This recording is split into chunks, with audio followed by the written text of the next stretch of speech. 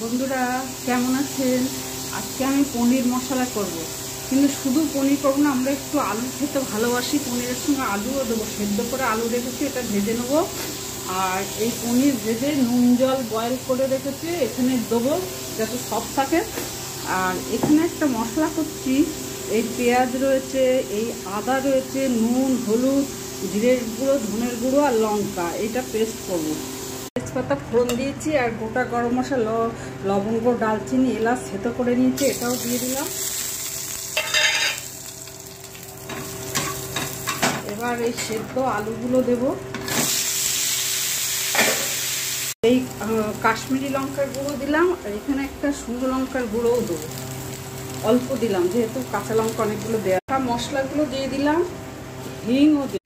এবার একটু এই যে গুড় দিলাম, আর একটু জল দিয়ে আর একটু গা মাখা মাখা হবে, আর একটু ফুটবে। এই গরম মশলা দিলাম, মশলা পনির তৈরি হয়ে